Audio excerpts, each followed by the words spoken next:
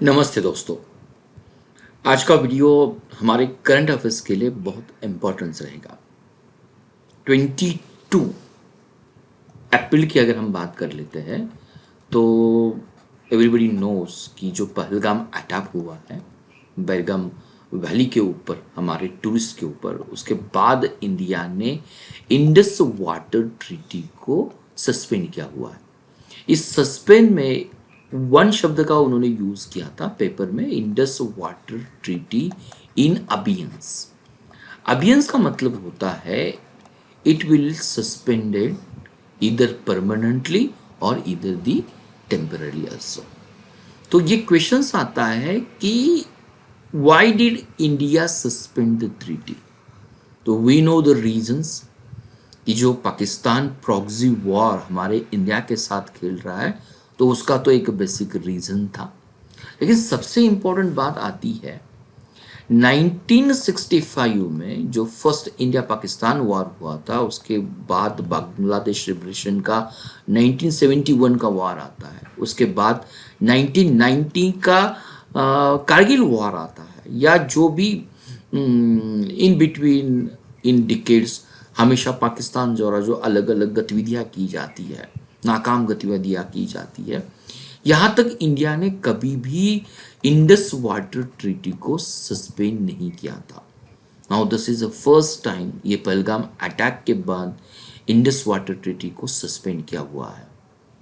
तो इस वीडियो में वी गोइंग टू अंडरस्टैंड कि इसका इम्प्लीकेशन क्या होगा, भारत के ऊपर क्या होगा, पाकिस्तान के ऊपर क्या होगा, और इंडिया की स्ट्रैटेजी इस तरह की अगर अटैक होती है तो क्या होनी चाहिए।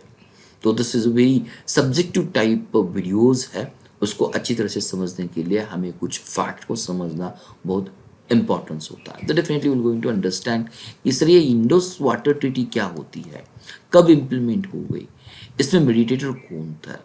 Eight the same time will going to understand the what are the related with, जिस तरह से हमने कहा कि कैबिनेट कमिटी ऑन सिक्योरिटीज आती है, सीसीएस क्या होता है इंडिया के लिए, वो किस तरह से काम कर सकती है। तो इंडिया के बारे में, इंडिया का मेजर्स क्या होगा, that things will going to discuss in this video. Now first आता है किस तरह के क्वेश्चंस हमारे एग्जाम के लिए हो सकते हैं। तो this video will going to direct you, will going to guide you what should be the type of the questions and how we're going to answer within a limited word. तो first आता है कि how does Pakistan proxy warfare against India affect the regional security dynamics, and we have to suggest the strategy to mitigate such type of the such threats also. क्या होनी चाहिए। तो ये two part में divide हो सकता है कि प्रॉक्सी वॉरफेयर इंडिया की सिक्योरिटी डायनामिक्स को किस तरह से अफेक्ट कर सकता है। This is one probable question.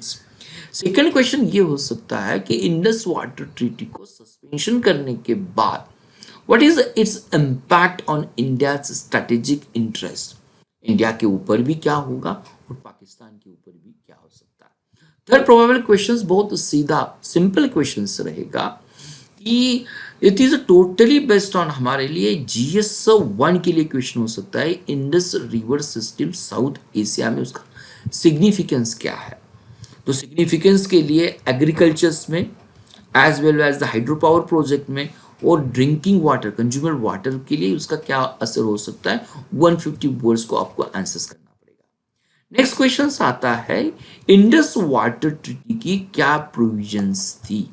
तो if you understand this the four questions, तो two questions are very subjective, they are analysis based questions है, और two questions is very static.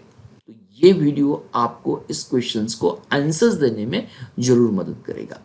Now जिस तरह से 22 अप्रैल को 2025 को पाकिस्तान स्पॉन्सर रजिस्टर जो फ्रंट सामने आ चुका है लश्करी तैयबा का, उन्होंने इसकी जिम्मेदारी दी है। तुरंत उसी के बाद भारत सरकार की ओर से कैबिनेट कमिटी ऑन सिक्योरिटी का 5 पॉइंट एक्शन प्लान उन्होंने इंप्लीमेंट किया हुआ है। तो तो before that it is very essential कि कैबिनेट कमेटी ऑन सिक्योरिटी क्या काम कर लेती है। ऑलमोस्ट इसका जो ओल्डेस्ट वर्जन था हमारे first prime minister Pandit Jawaharlal Nehru के टाइम से ये cabinet committee on security workout कर रही है। पर कब ये कमेटी वर्कआउट करती है, तो इस कमेटी में अगर हम कंपोनेंट की चर्चा कर लेते हैं तो चेयरमैन जो होते हैं ये हमारे प्राइम मिनिस्टर होते हैं। 1990 के बाद इस कमेटी की जो सेक्रेटरीज आ जाती है, this is the just now some changes है इस कैबिनेट कमेटी ऑन सिक्योरिटी का। नेशनल सिक्योरिटी एडवाइजर जो अजित दोवल जी थे 2025 के लिए, उन्होंने उसको सेक्रेटरी के रूप में इस कमेटी को अटेंड किया। उसके बाद जो मेजर मिनिस्टर इसमें काम कर लेते हैं, यहाँ पर मिनिस्टर आता है डेफिनेटली हमारे भारत देश के होम मिनिस्टर्स रहेंगे, भारत देश के डिफेंस मिनिस्टर रहेंगे, फाइनेंस मिनिस्टर्स रहेंगे और उसी के साथ भारत देश के एक्सटर्नल अफेयर्स मिनिस्टर्स भी रहेंगे। तो this is a compositions of the cabinet committee on security. तो नेम इटसेल्फ मेंशंस, अगर हमारे देश के बारे में कोई इंटरनल सिक्योरिटीज का इश्यूज आता है उसको डिस्कस करना होगा। एट द सेम टाइम्स जिस तरह से प्रॉक्सी वॉर पाकिस्तान अटैक कर रहा है, in order to give the major, in order to control, in order to design the policy, तो इस तरह की एक्सटर्नल सिक्योरिटी के बारे में भी इस कमिटी को निर्णय लेना या डिस्कशन करना ये उनका मेजर फर्ज होता है। At the same times international, इस तरह से फॉरेन अफेयर्स मिनिस्टर इस कमेटी के कंपोनेंट होता है। तो हमारी इंटरनेशनल रिलेशंस में क्या पॉलिसी होना चाहिए, तो this are the things this committee will always take on agenda. तो पहलगाम अटैक के बाद कैबिनेट कमेटी ऑफ सिक्योरिटी ने 5 पॉइंट एक्शन प्लान को विस्तार रूप से पेपर्स में उसके आउट किया था। तो ये 5 पॉइंट क्या है इसको भी हम चर्चा करेंगे। तो 5 पॉइंट में फर्स्ट पॉइंट आता है कि इंडिया ने, जिस तरह से मैंने कहा, तो फर्स्ट पॉइंट, हमने आज तक पहली बार 1947 के बाद इंडस वाटर ट्रीटी जो 1960 को इम्प्लीमेंट हुई थी, तो ऑलमोस्ट 2025 में इंडिया यूनिलैटरली उस ट्रीटी को सस्पेंड किया। This is the first action plan है। सेकेंड पॉइंट जो आता है, 18 वागर बॉर्डर चेक पोस्ट को क्लोज किया, जो 1919 में फर्स्ट टाइम जो सार्क मेंबर्स कंट्री थे उन्होंने सार्क वीजा एग्जिम्पशन स्कीम्स दिया था कि without any police verifications, regular reporting करने के बजाय जो स्पेसिफिक हम कहेंगे कि टूरिस्ट है उनके लिए हर देश एक स्टिकर दिया करता था। उसके लिए ये टर्म यूज की जाती है कि SAARC visa exemption scheme only the member, only the tourist और the visitor of the SAARC country, जिसमें जो भी मेंबर नेशंस आते हैं उनके लिए। तो इंडिया ने सस्पेंड कर दिया, उसको कैंसलेशन कर दिया। और जो Pakistan military adviser, naval, defence, air force के लिए तो उनका एक्सपेंशन कर दिया। उसी के साथ रिडक्शंस इन डिप्लोमेटिक पर्सनल, जो भारत देश के इस्लामाबाद में डिप्लोमेटिक पर्सन थे उनकी संख्या भी घटा दी गई। तो this are the 5 point action plan जो हमारी सेंट्रल गवर्नमेंट ने अटैक के बाद फर्स्ट टाइम पर, नॉट फर्स्ट टाइम पर जो मेजर लिए जाते हैं उसमें उन्होंने ये मेजर ले लिया। ना इसमें सबसे इंपॉर्टेंट पॉइंट आता है वाटर ट्रीटी के बारे में। तो ये समझना बहुत इंपॉर्टेंस होता है। अगर हम इंडस वाटर ट्रीटी को देखना चाहते हैं तो first it is very essential होता है। ये इंडस या सिंधु रिवर सिस्टम का ओरिजिन जो होता है ये तिब्बत या चाइना का जो ऑटोनॉमस प्रोविजंस है मानस सरोवर के लेक में होता है। तो उसके बाद ये एंटर कर लेती है भारत के लद्दाख यूनियन टेरिटरी में। लद्दाख के बाद ये जम्मू कश्मीर से लेकर ये एंटर कर लेती है पाकिस्तान के पंजाब, और पंजाब से लेकर ये चली जाती है सिंधु प्रोविजन पर। तो ये जो ट्रीटी हुई थी, ये ट्रीटी का जो डेट आता है ये 19 सितंबर 1960 आता है, और उसको मेडिटेट किया गया था वर्ल्ड बैंक के द्वारा। That's one point we have to understand. तो ऑलमोस्ट ये 12 ईयर का मीन्स 1947 के बाद पाकिस्तान को डर था कि India will going to use Indus water treaty as हम कहेंगे कि एक ब्लैक मेल करने के लिए यूज कर सकता था। तो दे इनिशिएट दिस, हम कहेंगे कि कोई ट्रीटी होना चाहिए। तो ऑलमोस्ट 1948 से लेकर 1960 तक जो डिस्कशन था, discussion lead to the formation of the IWT थी। तो ये नेक्स्ट जो इंडस वाटर सिस्टम्स की रिवर आती है, इंडस वाटर को लेकर कुल मिलाकर 6 रिवर्स इसमें आती है। तो ये 6 रिवर का वाटर डिवीजन करना, ये उसका मेन मकसद था। तो ये वाटर डिवीजन में अगर टॉप से आप देखने की कोशिश करेंगे, इंडस रिवर आती है, at the same time next जो रिवर्स आती है झेलम रिवर आती है, और थर्ड जो रिवर आती है चिनाब रिवर आती है। तो this river is known as the western flowing river. तो ये वेस्टर्न फ्लोइंग रिवर्स में ये ट्रीटी ये कहती है कि India will let to flow. Let to flow का मतलब क्या होता है कि यहां पर इंडिया के लिए कुछ अधिकार है, कुछ राइट्स है। कुछ राइट्स हो सकते हैं, फिशिंग का राइट्स हो सकता है, टिम्बर फ्लोटिंग का राइट्स हो सकता है, कुछ hydro electrical project the run of the waters हो गए विदाउट द कुछ रिजर्वायर या डैम इंफ्रास्ट्रक्चर बनाने के बावजूद रन ऑफ वाटर पर आप कर सकते हैं। तो इंडिया के लिए ये वेस्टर्न फ्लोइंग वाटर को इस तरह से डिवीजन किया गया है।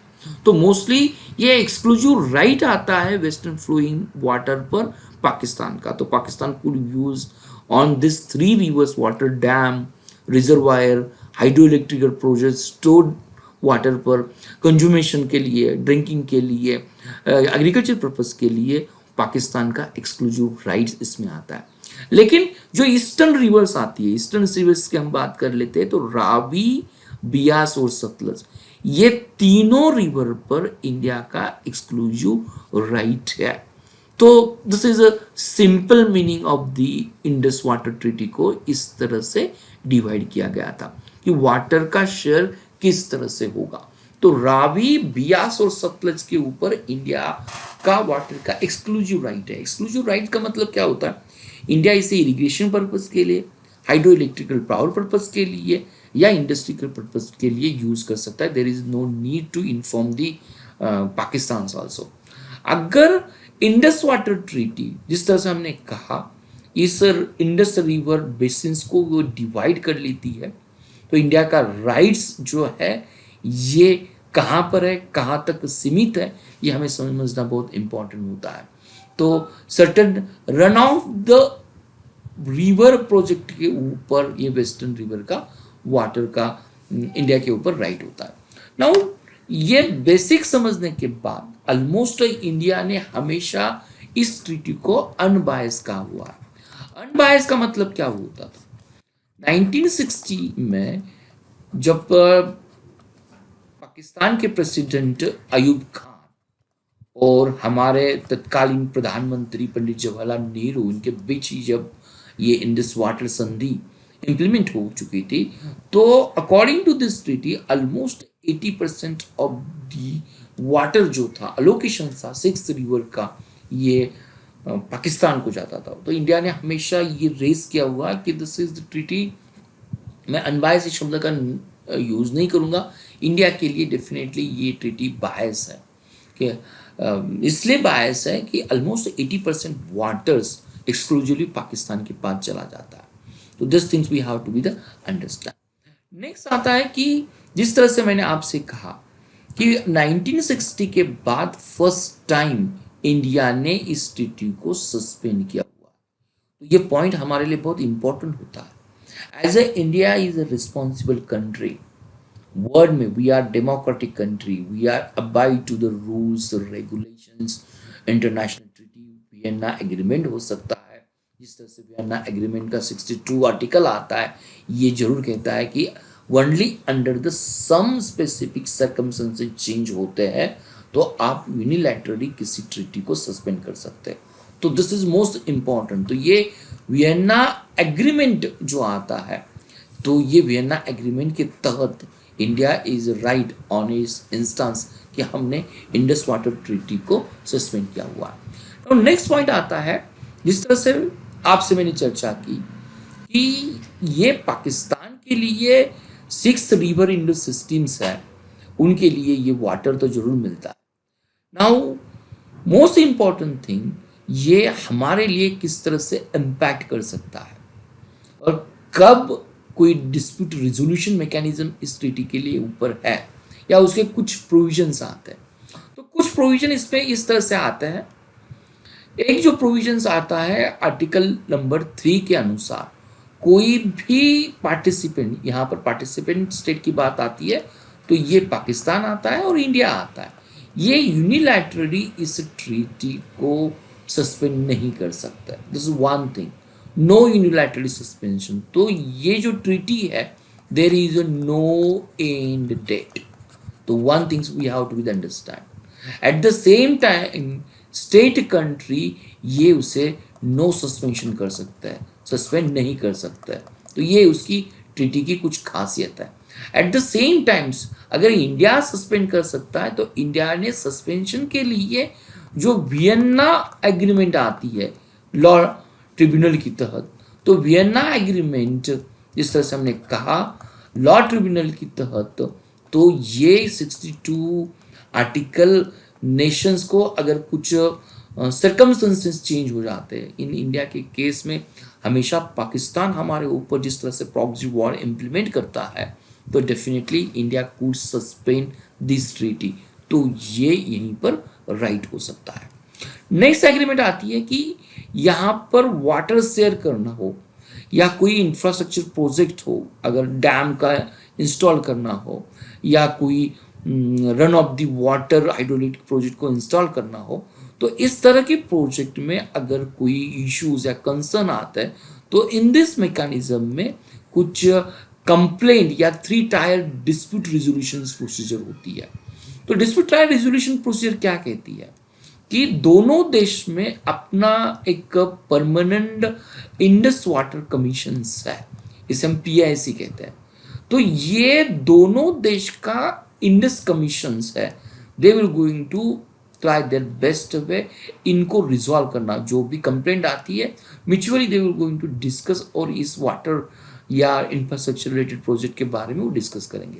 सेकंड, अगर उनसे भी नहीं होता तो सेकंड लेवल रिजोल्यूशन प्रोसीजर आती है जिसे हम कहते हैं कि न्यूट्रल एक्सपर्ट। या न्यूट्रल एक्सपर्ट की बात आती है जिस तरह से हमने वर्ल्ड बैंक की बात की थी या अदर इंस्टीट्यूशंस हो, अदर ऑर्गेनाइजेशंस हो, इट कुड बी मीडिएटेड, इस तरह के डिस्प्यूट में मीडिएट कर सकती है। और लास्ट बात आती है जो कोर्ट ऑफ आर्बिट्रेशन की बात आती है। अगर यहाँ पर मसला सॉल्व नहीं होता तो इंडस वाटर ट्रीटी के मामले में कोर्ट ऑफ आर्बिट्रेशन की बात आती है, तो definitely International Court of Justice जो हग में है तो they can raise the issue, इस कोर्ट में भी ये इशू को रेज कर सकते हैं। तो दिस आर द नेक्स्ट खासियत of the Indus water treaty. Indus water commission दोनों देश में होता है, जिसके लिए हमने नाम दिया था कि परमानेंट इंडस वाटर कमीशन या इंडस कमीशन की बात आती है। तो सेकंड लेवल पर न्यूट्रल एक्सपर्ट कमेटी होती है और लास्ट लेवल पर कोर्ट ऑफ आर्बिट्रेशन होता है। तो नेक्स्ट आता है जिस तरह से इंडिया ने इस वाटर ट्रीटी को सस्पेंड किया हुआ है, तो ये उसके कुछ पॉइंट्स हैं। तो इंडस वाटर ट्रीटी वाटर का डिवीजन कर लेती है, 80% वाटर ये पाकिस्तान को चला जाता है, तो इंडिया के लिए ओनली 20% वाटर आता है। तो हमेशा इंडिया का ये ऑब्जेक्शन रह चुका है कि this is bias treaty, there is need to review the treaty and इस ट्रीटी को मॉडिफाई करना इज वेरी इसेंशियल्स होता है। एक नेशनल या पाकिस्तान का जो सर्कमस्टेंसेस है, जिस तरह से प्रॉक्सी वॉर्स को, क्रॉस बॉर्डर टेररिज्म को सपोर्ट करता है, तो दिस इज वेरी इसेंशियल। ये यूजर्स के राइट्स है। हमने देखा किस तरह से रिवर वाटर को, western river water, eastern river water को उन्होंने डिवाइड कर दिया। जो 3 लेवल की कमेटी आती है डिस्प्यूट रिजोल्यूशन के लिए, उसमें PIC परमानेंट इंडस कमीशन होता है फर्स्ट लेवल पर, और यहाँ पर डिस्प्यूट रिजोल्यूशन मैकेनिज्म भी है। दैट इज द खासियत। हमारे आज तक 3 वार हो चुके हैं तो भी इंडिया ने कभी भी ये मेजर को इम्प्लीमेंट नहीं किया कि हम इंडस वाटर ट्रीटी को सस्पेंड करें। इसका बेसिक रीजन था India always consider her as a very mature, very diplomatic and international respected country। और उसी के साथ एक ट्रीटी में सबसे इंपॉर्टेंट बात आती है कि related to the data sharing, अगर डेटा शेयर किया जाता है अपर रिपेयरिंग स्टेट, इस केस में आता है इंडिया, तो पाकिस्तान लोअर या डाउनस्ट्रीम रिपेयरिंग स्टेट होता है, उसके लिए उसका वाटर मैनेजमेंट करना, at the same time flood management कर लेना, ये इजीली हो सकता है। तो this are the part of the ये इंडस वाटर ट्रीटी के कुछ पार्ट थे। तो ये था बेसिक।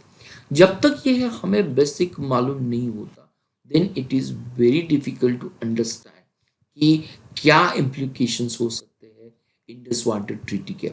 और उसके साथ ये भी हमें समझना बहुत इंपॉर्टेंट होता है कि first time in the January 2023 में ये इंडिया ने पाकिस्तान की जो इंडस कमीशन आते हैं, परमानेंट इंडस कमीशन, उस टाइम में फर्स्ट टाइम इंडिया ने ये रेज किया था कि ये बायस ट्रीटी है, there need to modify the treaty. अब उसी के बाद फिर पाकिस्तान ने इंडिया के दो प्रोजेक्ट है। एक प्रोजेक्ट आता है जिसे हम कहेंगे झेलम रिवर है, झेलम रिवर के ऊपर जो उसकी ट्रिब्यूटरीज आती है किशन गंगा, किशन गंगा के ऊपर run of the river project, जो किशन गंगा प्रोजेक्ट इंडिया ने हाइड्रोइलेक्ट्रिसिटी के लिए रेज किया हुआ। और चिनाब रिवर का जो प्रोजेक्ट आता है रैटल प्रोजेक्ट, इसके ऊपर पाकिस्तान ने डिज़ाइन के ऊपर कुछ क्वेश्चंस को रेज किया था। एट द सेम टाइम्स इस डिस्प्यूट को रिजॉल्व करने के लिए जो 3 टायर मैकेनिज्म आता था, इंडिया ने रिक्वायरमेंट किया था we could use the neutral expert, ये इंडिया का ओपिनियन था। लेकिन पाकिस्तान इस केस में चाहता है कि they will going to use the Court of Arbitration या इंटरनेशनल कोर्ट ऑफ जस्टिस। तो उस टाइम इंडिया ने ये भी कहा था कि किशन गंगा और रैटल प्रोजेक्ट के लिए अगेन इंडिया रिक्वेस्टेड और sure there is a time we have to review and the modification of the Indus Water Treaty को modify करना चाहिए। लेकिन फर्स्ट टाइम जनवरी 2025 में, जिस तरह से मैंने कहा, न्यूट्रल एक्सपर्ट जो सेकंड लेवल का डिस्प्यूट रेजोल्यूशन लेवल आता है, इसका इंडिया का ओपिनियन था। इस तरह के अगर जो प्रोजेक्ट आता है, तुलबुल प्रोजेक्ट आता है, बाकी भी प्रोजेक्ट आता है, they have to reveal.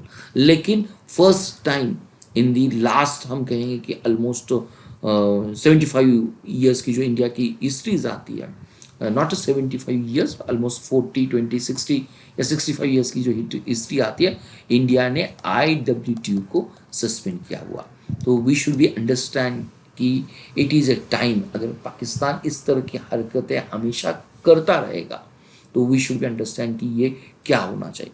Now और एक क्वेश्चन इसमें हमेशा आता है कि ये अगर हम देखने की कोशिश कर लेते हैं, 2016 में उरी अटैक हो जाता है, 2019 में हमारे लिए पुलवामा अटैक हो जाता है, उसके बाद इंडिया ने सर्जिकल स्ट्राइक किया था, उसके बाद बालाकोट स्ट्राइक किया गया था, और उसी के साथ 2025 में ये पहलगाम अटैक आ सकता है। तो क्या रीजन हो सकता है पाकिस्तान इस तरह से प्रॉक्सी वॉर एक्टिविटी क्यों कर रहा है? There are number of reason हो सकता है। फर्स्ट, पाकिस्तान इंटरनली एक अनस्टेबल, पॉलिटिकली इनस्टेबल कंट्रीज है। पॉलिटिकली इनस्टेबल कंट्री का मतलब क्या होता है? पॉलिटिकली इनस्टेबल मतलब होता है, वी अंडरस्टैंड कि पाकिस्तान में अनस्टेबल कंट्री का मतलब होता है mostly military and military person के लिए हमेशा लेवरेज हो जाता है। तो जो भी पॉलिटिकली डेमोक्रेटिकली अपॉइंटमेंट गवर्नमेंट होती है, they have to be work on the advice of the military basis पे ऊपर उनको काम करना पड़ता है।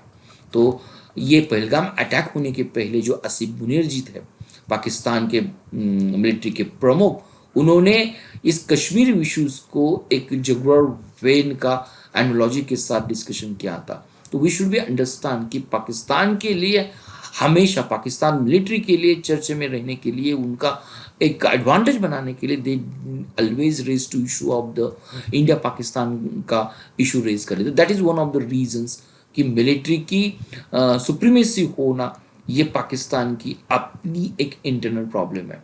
उसी के साथ जो पख्तूनख्वा, जो इंडिया की हिस्ट्री के time north west frontier of जो प्रोविजंस आता था, नॉर्थ वेस्ट फ्रंटियर हम पख्तूनख्वा कहते हैं, तो ये तालिबानी पाकिस्तानी यहाँ पर पाकिस्तानी मिलिट्री के साथ हमेशा उनकी रिबेलियस एक्टिविटी चलती है। उसी के साथ बलोच, जो बलूचिस्तान के मिलिटेंट है, they raise the internal internal हम कहेंगे कि they want to be independent from the Pakistan, तो बलोच आर्मी या बलोच इंसर्जेंट का भी last almost more than 2 and 3 years के लिए वो लड़ रहे हैं कि पाकिस्तान से हमें इंडिपेंडेंट वो चाहते हैं।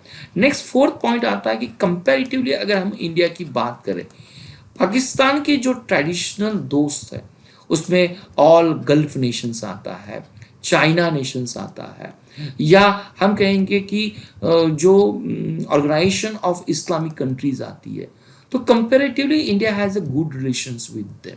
तो ये पाकिस्तान के लिए भी एक सेकेंडरी नेशंस आता है कि वर्ल्ड फोरम में पाकिस्तान कहीं पर आपको दिखाई नहीं देता। और इकोनॉमिक स्टेबिलिटी की अनस्टेबिलिटी की बात कर ले तो पाकिस्तान की फूड प्राइसेस के high prices, at the same times economic instability, ये भी पाकिस्तान के लिए वन ऑफ द रीजंस हो सकता है कि they want to come in another way into the fronts also. जिस तरह से अटैक 22 अप्रैल को हुआ था, तो उस टाइम भारत के माननीय प्रधानमंत्री नरेंद्र मोदी जी सऊदी अरेबिया में थे। उसी समय यहाँ पर अमेरिका के जो वाइस प्रेसिडेंट थे वो भारत में थे। तो अगर ये अटैक पाकिस्तान डिजाइन करता है तो उसका मेन पर्पस यही था कि कश्मीर इशू को और इंटरनेशनल किया जाए।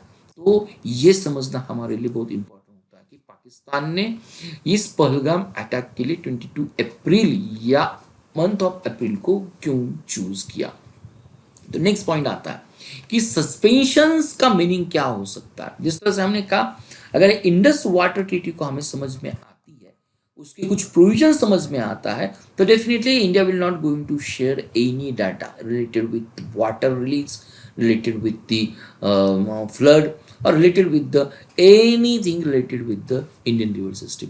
तो पाकिस्तान के लिए उनका वाटर मैनेजमेंट करना डिफिकल्ट होगा, फ्लड मैनेजमेंट करना डिफिकल्ट होगा, इरिगेशंस के लिए कैसे प्लान करना, that is very difficult for the Pakistan also.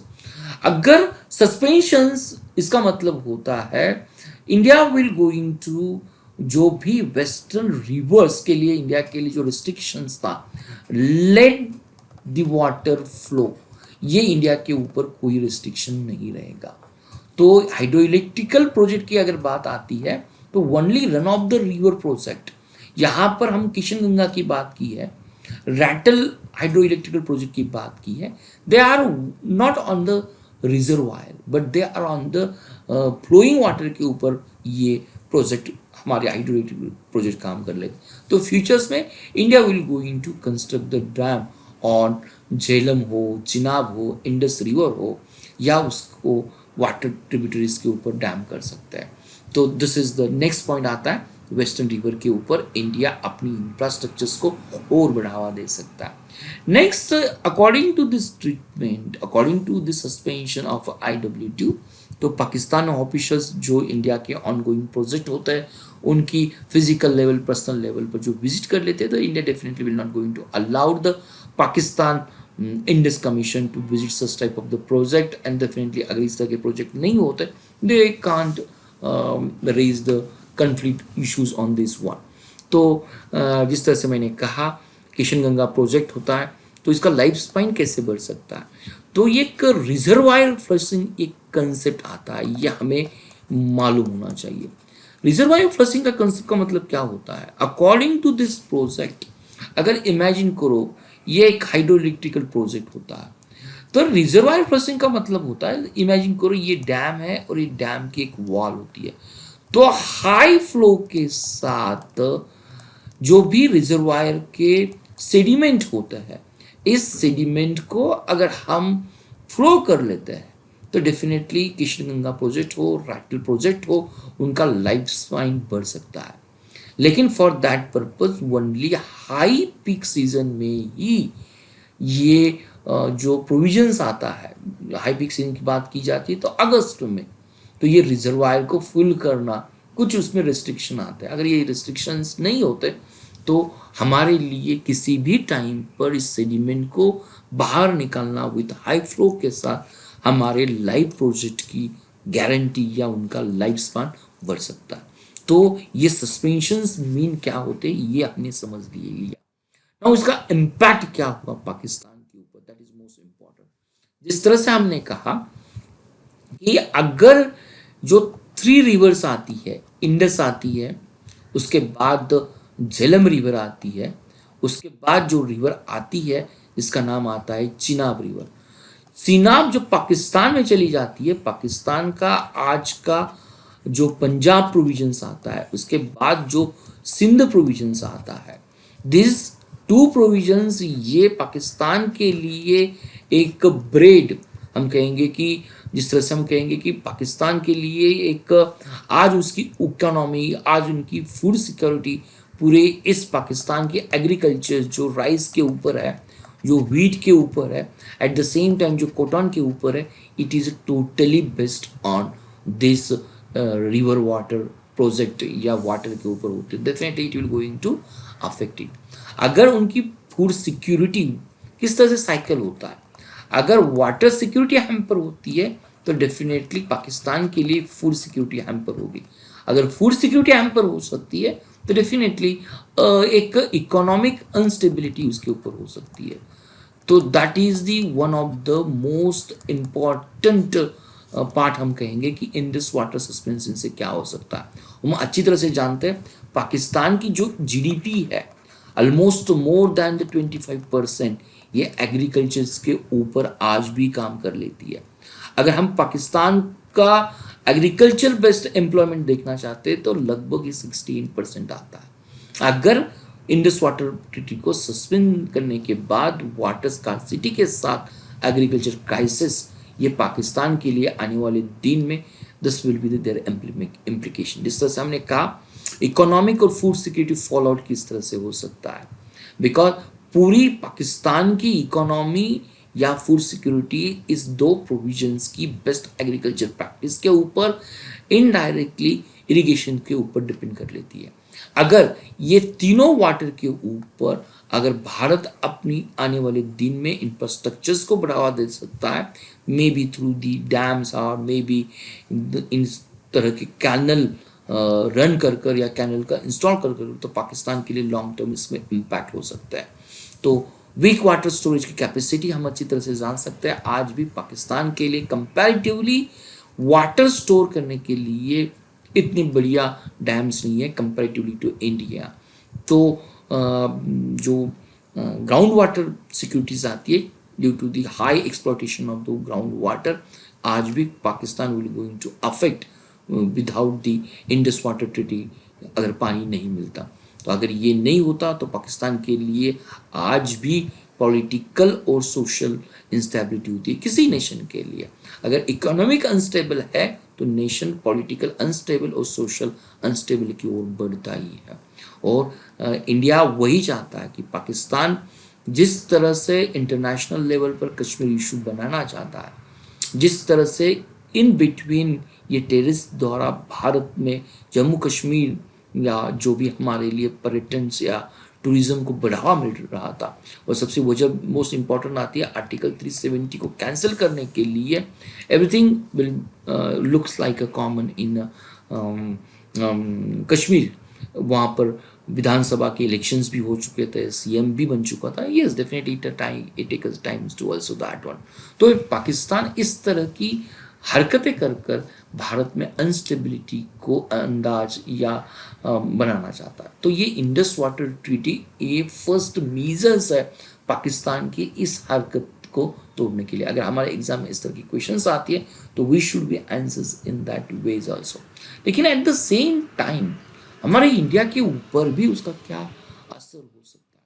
जिस तरह से मैंने कहा कि अगर आज डिप्लोमेटिक कॉज की अगर हम बात कर लेते क्या असर हो सकता है, इंडस वाटर ट्रीटी को सस्पेंड करने के बाद मे बी Pakistan will going to another measures like terrorist attack on the soft target के ऊपर वो टेररिस्ट अटैक कर सकता है। डेफिनेटली 5 एक्शन पॉइंट जो एजेंडा था, जो भी हमारे डिप्लोमेट थे, डिप्लोमेट का नंबर भारत में रिड्यूस कर चुका, तो दिस इज वन थिंग्स हो सकती है।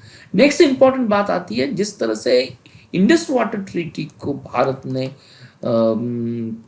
खारिज कर दिया, उसी के तरफ जो 1971 का शिमला एग्रीमेंट था, ये शिमला एग्रीमेंट की जो प्रोविजंस थे इस एग्रीमेंट की प्रोविजन को भी पाकिस्तान ने कैंसिल कर दिया, सस्पेंड कर दिया। तो ये शिमला एग्रीमेंट का one of the best provision pro India के लिए था कि कश्मीर इशू को सॉल्व करने के लिए ओनली ये इशू बायलैटरल ही होगा, थर्ड पार्टी का इसमें इंक्लूजन नहीं होगा। अगर इंडस वाटर ट्रीटी को इस तरह से इंडिया द्वारा यूनिलैटरली सस्पेंड किया जाता है तो कश्मीर के लिए ये इंटरनेशनलाइज करना पाकिस्तान के लिए ये बहुत आसान हो सकता है। और this is one thing we have to be the understand कि एक India is not responsible country है, तो कश्मीर और बाकी देशों की मदद लेना, कश्मीर को इंटरनेशनल फोरम पर यूएन सिक्योरिटी काउंसिल हो सकता है या बाकी ऑर्गेनाइजेशन के फोरम पर रेज करना पाकिस्तान के लिए इजी हो सकता है। One of the most important point, आज हमने देखा कि ऑलमोस्ट 80% वाटर आज ये पाकिस्तान को मिल रहा है, लेकिन आज अगर हम इंडस रिवर की बात कर लेते हैं, अगर हम झेलम रिवर की बात कर लेते हैं, अगर हम चिनाब रिवर की बात कर लेते हैं, तो इस रिवर पर अगर उनकी जियोग्राफिकल लिमिटेशन देख सकते हैं तो India doesn't have that kind of the dam, doesn't have that kind of the canals we could divert their water to the other part of the or the upper riparian state of the Indian states like the Haryana, Punjab, the Rajasthan, till we don't have the that kind of the logistical readiness and technology. तो Indus water treaty का जो हमारा मकसद था suspend करने के बाद definitely इसके इम्प्लीमेंटेशन के लिए ये जो उसका कंसिक्वेंस हम चाहते हैं कि पाकिस्तान के ऊपर हो, उनकी इकोनॉमी के ऊपर हो, इट टेक्स द टाइम, तो we have to be understand that one. तो जिस तरह से मैंने कहा, अगर इंडस वाटर ट्रीटी कैंसिल हो जाती है तो इंडिया के ऊपर बहुत आगे के दिन में the Indian military personalize how to be the more alert on the India में सिक्योरिटी और बॉर्डर टेंशन पर अलर्ट होने की बहुत जरूरत होती है। तो सबसे लास्ट पार्ट आता है कि क्या हो सकता है लॉन्ग टर्म स्ट्रैटेजी इंडिया की क्या होनी चाहिए पाकिस्तान के ऊपर। जिस तरह से हमने कहा 2001 जो हमारे संसद के ऊपर अटैक हो सकता है, 2008 के बाद मुंबई अटैक की आती है, तो we have the number of event almost. अगर आज हम 2016 से लेकर बात कर लेते हैं, 2019 की बात कर लेते हैं, 2025 की बात कर लेते हैं, और मेजर बात आते हैं 1965 की बात, 1971 वार की बात आती है, 1990 वार की बात आती है, तो there must be some mitigation measure हमें पाकिस्तान को कंटेन करना चाहिए। और पहलगाम अटैक के बाद ये आम आदमी की बहुत बड़ी चाहत थी कि like the Uri attack, like the Balakot attack, India and Indian political leader should take such type of the measure. लेकिन इस तरह के अटैक, पहलगाम अटैक न होने के लिए इंडिया के पास अपनी लॉन्ग टर्म स्ट्रैटेजी भी होनी चाहिए। हम अपने को बदल सकते हैं इंडिविजुअल लेवल पर, लेकिन पाकिस्तान इस तरह की अनस्टेबल नेशन को बदलना बहुत डिफिकल्ट होता है। तो what should be the India की स्ट्रैटेजी, क्या होनी चाहिए? तो इंडस वाटर ट्रीटी ये डेफिनेटली एक डिटरेंस मेजर्स हो सकता है कि क्या इंप्लीमेंटेशन हो सकते हैं, लेकिन उसका लिमिटेशंस आता है कि ये ट्रीटी को फुल्ली पाकिस्तान के ऊपर जो हम कॉन्सिक्वेंसेस चाहते हैं, ये कॉन्सिक्वेंस से पाकिस्तान अगर कहीं पर कंटेन होता है तो डेफिनेटली इट टेक्स टाइम। तो इंडस वाटर ट्रीटी ये उसका शॉर्ट टर्म आंसर्स नहीं हो सकता। तो in order to that one we must strengthen the deterrence measures. जिस तरह से पाकिस्तान न्यूक्लियर एटम बॉम्ब की हमें धमकी देता है, उसी तरह से we need to have the space technology, we need to have the nuclear kind of the deterrence to the Pakistans also, where such type of the activity definitely will go into controls also। अगर हम और बात कर लेते हैं, strengthening the deterrence का मतलब होता है instead of the going for the direct war, we should have such type of the measures where the terrorism activity, funding activity to the terrorist will go into limited। For that purpose we take the help of the international community, international institutions also, जिसके ऊपर हम पाकिस्तान के ऊपर और भी pressurise कर सकते हैं। One thing we have to be understand, pressurize करने के लिए हमारे लिए जिस तरह से यूएन सिक्योरिटी काउंसिल हो सकता है, आज तक हर एक अटैक में हमें डायरेक्टली और इनडायरेक्टली पाकिस्तान या पाकिस्तान के मिलिट्री का हाथ की एविडेंसेस मिलते हैं। This one thing we have to be understand. और आर्टिकल 51 यूएन चार्टर के तहत डेफिनेटली ये बहुत इंपॉर्टेंस हो सकता है कि अगर कोई नेशंस इस तरह की टेररिस्ट एक्टिविटी में वर्कआउट कर सकता है तो collective nation comes together and they combat such type of the Nations. तो ये भी आर्टिकल 51 यूएन चार्टर का यूज कर कर हम पाकिस्तान किस तरह से टेररिज्म को बढ़ावा देता है ये हमें नोट करना चाहिए। नेक्स्ट आता है कि financial action task force. Financial action task force में जो ब्लैक लिस्ट आती है उस ब्लैक लिस्ट में पाकिस्तान का इंक्लूजन होना भारत के लिए स्ट्रेटेजिकली बहुत इंपॉर्टेंस होगा।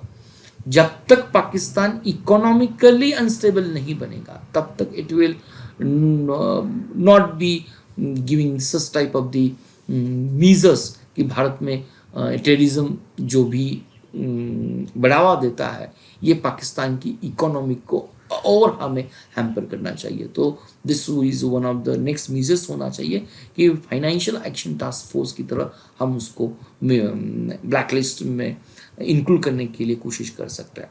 नेक्स्ट आता है इंटरनल रेजिलेंस एंड सोशल कोहेजन्स।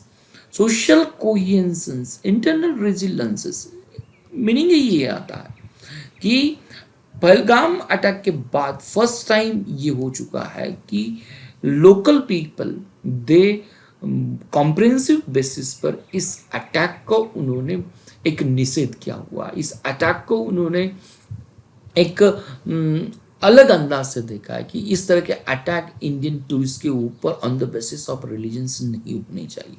तो ये इंडिया की स्ट्रैटेजी और भी बनती है कि अगर टूरिस्ट के ऊपर अटैक होता है तो डेफिनेटली कश्मीर के लिए जो ब्रेड एंड बटर उनकी टूरिज्म है इस इंडस्ट्री को किस तरह से कॉन्सिक्वेंसेस हो सकते हैं ये भी मेंशंस करना और हमारी इंटरनल रेजिलेंस की ताकत आती है। तो मिटिगेशंस के लिए ओनली सॉफ्ट मेजर हमारे पास नहीं होनी चाहिए।